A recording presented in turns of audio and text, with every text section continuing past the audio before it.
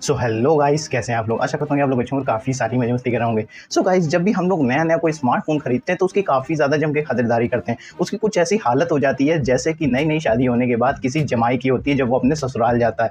लेकिन जब बात आती है 2 से 3 साल बाद की, तब हम लोग देखते हैं कि स्मार्टफोन की कदर करना हम लोग थोड़ी कम कर देते हैं। इधर उधर कहीं भी फेंक दे रहे हैं, कुछ भी हो रहा है उसके साथ कोई फ़र्क नहीं पड़ता है। लेकिन यहाँ पे कुछ दिन पहले मैंने एक पोल डाला था कि आप एक स्मार्टफोन को एवरेज कितने टाइम तक यूज़ करते हैं, तो लोगों ने बताया कि वो 2 से 3 साल तक तो उसको यूज़ करते ही करते हैं। तो ऐसे में आज मैं बताने आया हूँ कि कैसे आपको अपने स्मार्टफोन की देख रेख करनी है, उसमें क्या क्या चीज़ें आपको ध्यान में रखनी है कि आपका स्मार्टफोन 2 से 3 साल तक चले बिना किसी प्रॉब्लम के, या फिर उससे ज़्यादा भी चले। तो बिना किसी तरीके से शुरू करते हैं वीडियो को। मेरा नाम है शाश्वत और आप देख रहे हैं दी टेक्स बाय।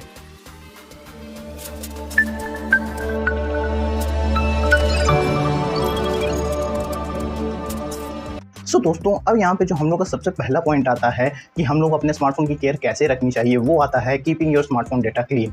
जी हाँ, अब होता क्या है कि जब हम लोग नया नया स्मार्टफोन लेते हैं तो उसके साथ काफ़ी सारी एक्साइटमेंट आती है कि हाँ, अब इसके कैमरे से काफ़ी सारी फोटोज़ खींचेंगे, काफ़ी सारी वीडियोज़ खींचेंगे एंड देखेंगे इसका कैमरा कैसा है। साथ ही साथ वहाँ पे काफ़ी सारे ऐप्स को यूज़ करने का भी मन करता है कि नए नए ऐप्स को यूज़ किया जाए उसमें एंड देखें कि उससे क्या होता है। तो ये सब तो ठीक है, लेकिन होता क्या है कि जब आप इन सब ऐप्स को यूज़ कर लेते हैं तो फिर वो पड़े के पड़े ही रह जाते हैं एंड कई बार हम लोगों को ध्यान भी नहीं जाता कि कितने सारे फालतू के ऐप्स पड़े हुए हैं, जिसकी वजह से अननेसेसरी स्पेस जो है वो स्टोरेज जो है वो कंज्यूम हो जाती है हम लोगों के स्मार्टफोन की एंड हम लोगों का स्मार्टफोन का डेटा जल्दी ही फिलअप हो जाता है। तो सबसे पहली चीज़ जो आपको करनी है वो हमेशा अपने जंक फाइल्स को क्लीन करना है, फालतू के ऐप्स को डिलीट करना है एंड जो फालतू की फोटोज़ हैं उनको भी डिलीट करना है। जी हाँ, इससे आपका स्टोरेज जो है जल्दी फिलअप नहीं होगा एंड आपको इल्यूजन नहीं होगा कि आपका जो स्मार्टफोन का स्टोरेज है वो कम पड़ा हुआ है एंड ये हमेशा आपको करना है। मैं तो हर वीक एवरी संडे मैं ये ज़रूर करता हूँ कि जो भी जंक फाइलें हैं, कैशे फाइल्स हैं, अननेसेसरी ऐप्स हैं, अननेसेसरी फोटोज़ हैं, उन सबको एक बार मैं डिलीट कर देता हूँ, जिससे काफ़ी सारी स्टोरेज फ्री हो जाती है। इससे आपका स्मार्टफोन काफ़ी ज़्यादा टाइम तक स्मूथली वर्क भी करेगा एंड उसमें काफ़ी सारी जगह खाली भी रहेगी। एंड एक टिप और देता हूँ कि अगर आपके पास नया नया स्मार्टफोन है तो ट्राई कीजिए कि जो भी आप डेटा है वो बैकअप करके रखें, गूगल फोटोज़ में अपलोड कर दीजिए, ड्राइव्स में अपलोड कर दीजिए। इससे काफ़ी ज़्यादा हेल्प होगी एंड आपका डेटा लंबे टाइम तक खाली रहेगा एंड आपकी स्टोरेज भी लंबे टाइम तक खाली रहेगी। तो दोस्तों, अब जब हम लोग नया स्मार्टफोन लेते हैं तो उसकी बैटरी जो है वो काफ़ी ज़्यादा लंबे लंबे टाइम तक चलती है क्योंकि वो नई होती है। लेकिन जब टाइम आता है तो उसकी बैटरी डिग्रेड होने लगती है एंड जो हम लोग फ़ोन को चार्ज भी करते हैं तो उसकी बैटरी जो है वो जल्दी ड्रेन होने लगती है। तो इसका सबसे बड़ा रीज़न होता है कि हम लोग अपने स्मार्टफोन को सही से चार्ज करने की हैबिट नहीं डालते हैं शुरुआत से ही। अब देखिए, जब भी आप पहली बार फ़ोन लेके आएँ, जब पहली बार फ़ोन को अनपैक करें, उसको तुरंत चार्जिंग पे लगा दीजिए। जी हाँ, जो सबसे पहली बार चार्जिंग होती है ना, उसको हमेशा 100% तक ही करिए। नो मैटर व्हाट, 80% बैटरी हो, 90% बैटरी हो, फिर भी 100% तक कर दीजिए। उसके बाद जब आप उसको यूज़ करना चालू करें तो हमेशा उसको 20% से लेके 90% तक ही चार्ज करें, यानी कि बैटरी जो है 20% डाउन नहीं जानी चाहिए, 90% से ऊपर नहीं जानी चाहिए। तो इसका जो बेसिक रीज़न होता है वो होता है चार्जिंग साइकिल। जी हाँ, अब ये जो चार्जिंग साइकिल है ये 0 से लेके 100 तक होता है, यानी कि 0 से 100 तक आप चार्ज करेंगे तो एक चार्जिंग साइकिल कंप्लीट हो जाता है। तो ऐसे में जब आपका एक पर्टिकुलर चार्जिंग साइकिल हिट कर जाता है, मान लीजिए 400-500 चार्जिंग साइकिल हिट कर जाता है, तो आपकी जो बैटरी कैपेसिटी है वो 100% से डिक्रीज़ होकर 80% हो जाती है। यानी कि आपने अगर 5000 mAh की बैटरी ली है तो वो 100% से डिक्रीज होकर 5000 का 80% ही हो जाएगा। यानी कि इससे ये होगा कि आपकी जो बैटरी है वो आप चार्ज तो फुल करेंगे लेकिन वो ज़्यादा टाइम तक चलेगी नहीं। इसीलिए ये तरीका निकाला गया कि आप 20 से 90 चार्ज करिए एंड इससे आपकी बैटरी लंबे टाइम तक चलेगी, क्योंकि चार्जिंग साइकिल जल्दी कंप्लीट नहीं होंगे। चार्जिंग साइकिल देर से कंप्लीट होंगे तो देर से बैटरी ड्रेन होगी। वहीं पे एक और चीज़ मैं आपको बताना चाहूँगा कि जब भी आप अपने स्मार्टफोन को चार्ज करें तो किसी भी गर्म जगह पे चार्ज ना करें। हमेशा ट्राई कीजिए कि इलेक्ट्रिकल डिवाइसेस से दूर रखें, जैसे फ्रिज, माइक्रोवेव या किचन में तो ना ही चार्ज करें। बाहर किसी खुले एरिया में चार्ज करना ज़्यादा सही रहेगा, जहाँ पे ओपन एयर ज़्यादा हो एंड जो कमरा हल्का सा ठंडा हो, वहाँ पे टेम्परेचर मेंटेन रहता है एंड आपके स्मार्टफोन में ओवर हीटिंग नहीं होती है। सो गाइस, अब यहाँ पे जो हम लोग का अगला पॉइंट आता है वो आता है ignoring the science of smartphone. जी हाँ, अब होता क्या है कि जब हम लोग नया स्मार्टफोन लेते हैं तो उसमें काफ़ी सारी नई नई चीज़ें ट्राई करते हैं, जैसे कि मैंने पहले बताया ही हुआ है एंड इसकी वजह से क्या होता है कि हम स्मार्टफोन को काफ़ी लंबे टाइम तक यूज़ करते रहते हैं कि एक दिन में काफ़ी देर तक यूज़ कर रहे हैं। अब ये होना लाजमी भी है क्योंकि एक्साइटमेंट होती है उसके नए नए फीचर्स को ट्राई आउट करने की। लेकिन इसमें होता क्या है कि हम लोग इस चक्कर में कभी कभार स्मार्टफोन को ओवर यूज़ करते हैं या फिर उसके ऊपर ओवरलोड डाल देते हैं। इसकी वजह से क्या होता है कि स्मार्टफोन हम लोगों को कुछ सिग्नल्स देता है कि उसको अभी रेस्ट की ज़रूरत है, लेकिन हम लोग उसको इग्नोर कर देते हैं। जैसे कि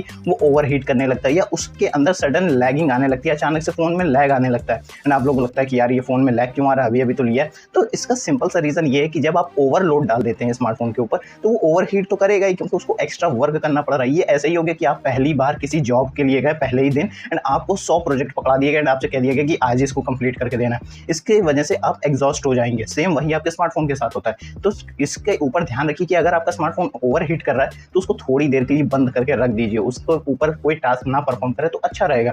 एंड अब आप लोग कहेंगे कि यार मैंने तो ओवर वर्क के लिए ही लिया, मैंने गेमिंग फ़ोन लिया है। तो अगर आप ध्यान देंगे तो गेमिंग फ़ोन के साथ फैंस आते हैं, जी हाँ। एंड साथ ही साथ वहाँ पे अलग से डेडिकेटेड कूलिंग फैंस आते हैं जिनको आप अटैच कर सकते हैं, क्योंकि वो भी एक ओवरलोडिंग डिवाइस है, वो भी एक ओवरलोडिंग वर्क है जिसकी वजह से आपके गेमिंग फ़ोन पे भी लोड पड़ता है। इसीलिए उसके साथ फ़ैन अटैच करके दिया गया है ताकि वो लंबा चले। एंड अगर आपका स्मार्टफोन का सॉफ्टवेयर शुरुआत में लैग करता है तो इसके ऊपर चिंता मत कीजिए, क्योंकि ये सिंपल सी चीज़ है, क्योंकि उसके पहले स्मार्टफोन को कभी यूज़ किया नहीं गया, तो उसके सॉफ्टवेयर को टाइम लगता है अपने यूसेज के हिसाब से अडेप्ट करने में। अब जैसे आप अडेप्ट करते हैं वैसे ही आपका सॉफ्टवेयर भी आपकी यूसेज के अकॉर्डिंग अडेप्ट होता है। तो ऐसे में अगर वो शुरुआत में कभी कभार लैग हो जाए तो चिंता मत कीजिए, क्योंकि वो अडेप्ट होने की ट्राई कर रहा है। सो दोस्तों, अब यहाँ पे जो हम लोग का अगला पॉइंट आता है जिससे हम लोग अपने स्मार्टफोन को काफ़ी लंबे टाइम तक यूज़ कर सकते हैं, वो है keeping the smartphone up to date. जी हाँ, अब ये देखिए काफ़ी कॉमन सा पॉइंट है, लेकिन फिर भी काफ़ी लोग हैं जो इसको मिस कर जाते हैं। अब होता क्या है कि जब स्मार्टफोन जो इनिशियल डेज में आता है, जब हम पहली बार लाते हैं तो उसकी सिक्योरिटी काफ़ी ज़्यादा फ्रेजाइल होती है, क्योंकि उसमें कोई पासवर्ड नहीं होता, कोई बायोमेट्रिक्स नहीं होते हैं, कोई भी लेयर की सिक्योरिटी हम लोग इंश्योर नहीं करते हैं, जिसकी वजह से उसको क्रैक करना आसान हो जाता है। इसी वजह से जब भी इनिशियल डेज में आप यूज़ करें अपने स्मार्टफोन को तो हमेशा उसकी सिक्योरिटी का ध्यान रखें, यानी कि शुरुआत के पहले 6-7 महीने तो हमेशा उसकी सिक्योरिटी को ध्यान रखें। अब इसके लिए आप क्या कर सकते हैं, सबसे पहले तो पासवर्ड एंड बायोमेट्रिक सेट करिए। उसके साथ ही साथ हमेशा अपने स्मार्टफोन के अपडेट्स को चेक करिए, हर हफ्ते अपडेट्स के लिए जरूर चेक कीजिए। कभी कभार होता है कि अपडेट आ तो गया होता है लेकिन स्मार्टफोन में दिखाता नहीं है, तो हमेशा हर हफ्ते अपडेट्स को जरूर चेक कीजिए। साथ ही साथ यहाँ पे अपने स्मार्टफोन के अंदर वायरसेस को जरूर चेक कीजिए। अब इसके लिए आपको कोई थर्ड पार्टी ऐप की जरूरत नहीं है, आपके स्मार्टफोन में पहले से ही एक इनबिल्ट ऐप होता है जिसको हम लोग फोन मैनेजर बोलते हैं। ये हर एक स्मार्टफोन में होता है, रेडमी, शाओमी रेडमी तो एक ही हो गया, ओप्पो, वीवो, इन सब में होता है। तो इसके ऊपर आप जरूर ध्यान दीजिए कि वायरस का चेक हर हफ्ते कीजिए। मैं तो एवरी संडे करता हूँ, इसलिए मुझे इतना दिक्कत नहीं होती। एंड हाँ, एक चीज़ और, थर्ड पार्टी ऐप्स को जितना कम से कम हो सके उतना कम से कम यूज़ कीजिए, ये काफ़ी ज़्यादा हेल्पफुल रहेगा, क्योंकि थर्ड पार्टी ऐप्स के साथ वायरस आने के चांसेस ज़्यादा रह जाते हैं, इसीलिए उसको ना ही यूज़ करें तो काफ़ी ज़्यादा अच्छा होने वाला है। सिक्योरिटी के लिए आप हमेशा सेटिंग्स में देखिए कि आपके पास क्या क्या सिक्योरिटी के ऑप्शंस हैं, कौन कौन सी चीज़ें हैं, बायोमेट्रिक है, फेस रिकॉग्निशन है, पासवर्ड है, पिन है, ये सब जरूर चेक कीजिए कि और क्या क्या लेयर की सिक्योरिटी आपके पास, उसके बारे में पता कीजिए, रिसर्च कीजिए, उसको यूज़ कीजिए ताकि आपका स्मार्टफोन सेफ एंड सिक्योर है एंड काफ़ी लंबे टाइम तक चले। सो गाइज, ये तो थी मेरी कुछ टिप्स जिसको यूज़ करके आप अपने स्मार्टफोन को काफ़ी लंबे टाइम तक यूज़ कर सकते हैं, 2-3 साल या उससे ज़्यादा तक यूज़ कर सकते हैं। तो अगर आपको वीडियो पसंद है प्लीज़ वीडियो को लाइक कर दीजिएगा एंड हाँ, अपने दोस्तों के साथ ये वीडियो शेयर करना मत भूलिएगा एंड कमेंट में जरूर बताइए कि आप इनमें से कौन कौन से टिप फॉलो करते हैं। साथ ही साथ अगर आप इस चैनल पर नए हैं, आपको इस वीडियो से कोई भी हेल्प, इन्फॉर्मेशन, एंटरटेनमेंट कुछ भी मिला हो तो प्लीज़ चैनल को सब्सक्राइब करिए, बेल आइकन कॉल पर जरूर कर दीजिएगा ताकि जब भी एवरी संडे में वैसे वीडियोस लाऊं तो आपको नोटिफिकेशन सबसे पहले मिले। साथ साथ सोशल मीडिया हैंडल में मुझे फॉलो कर लीजिएगा लेटेस्ट अपडेट्स के लिए। तब तक मिलते हैं, जय हिंद।